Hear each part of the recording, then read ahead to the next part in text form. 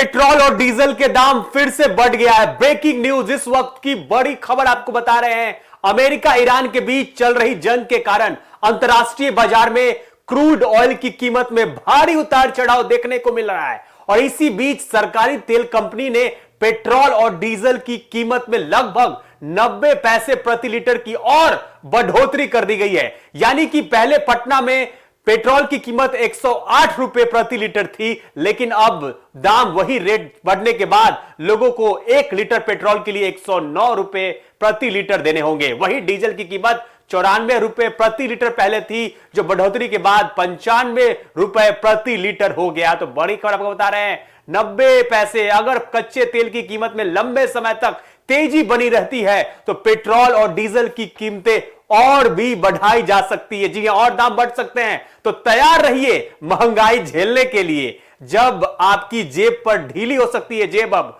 देखिए, कुछ पंप पर केवल 200 रुपए के ही पेट्रोल दिए जा रहे हैं। इससे लोगों को परेशानी हो रही है। पेट्रोल डीजल के दाम बढ़ने का सीधा असर आम आदमी की जेब और किचन पर पड़ने लगा है। इससे ऐसे समझिए, ट्रक और टेम्पू का किराया बढ़ जाएगा, जिससे दूसरे राज्य में आने वाले सब्जियां, फल और राशन महंगे हो जाएंगे। इसके साथ साथ ट्रैक्टर और पंपिंग सेट चलाने के लिए किसानों को ज्यादा खर्च करना होगा, जिससे अनाज की लागत बढ़ेगी। अब कीमत बहुत ही बढ़ने वाली है। महंगाई के लिए तैयार हो जाइए। इस बढ़ोतरी की मुख्य वजह अंतर्राष्ट्रीय बाजार में कच्चे तेल की कीमतों में उतार चढ़ाव है। ईरान और अमेरिका की जंग शुरू होने से पहले क्रूड ऑयल के दाम $70 थे, जो अब बढ़कर $100 प्रति बैरल के पार पहुंच गए। इसीलिए महंगाई बढ़ गई है। देखिए, क्रूड की कीमत बढ़ते ही तेल कंपनी दबाव में थी, इसलिए कंपनियों ने घाटे की भरपाई के लिए यह कदम उठाया। अगर कच्चे तेल की कीमतों में लंबे समय तक तेजी बनी रहती है तो पेट्रोल डीजल की कीमतें और भी बढ़ाई जा सकती है। तो तैयार रहिएगा।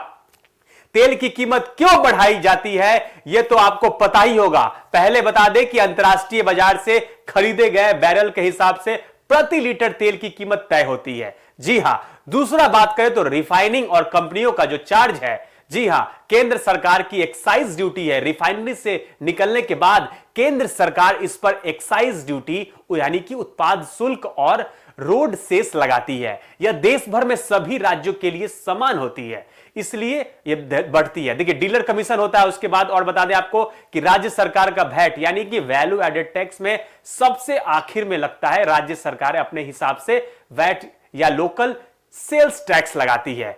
चूंकि हर राज्य की वैट दर अलग अलग होती है, इसलिए दिल्ली, मुंबई और कोलकाता और चेन्नई की बात करें तो जैसे जैसे अलग अलग शहरों में ईंधन की कीमत भी अलग अलग हो जाती है, इसलिए ये दाम आप तक पहुंचने तक ये दाम बढ़ जाते हैं। तो देखिए, ब्रेकिंग न्यूज, अब फिर से पेट्रोल डीजल के दाम बढ़ चुके हैं और आने वाले दिन में और ध्यान दीजिएगा कि दाम और भी बढ़ सकते हैं। तो ऐसे ही खबरों को देखने के लिए देखते रहिए न्यूज़ 24। मैं था आपके साथ अनीस राज। सही खबर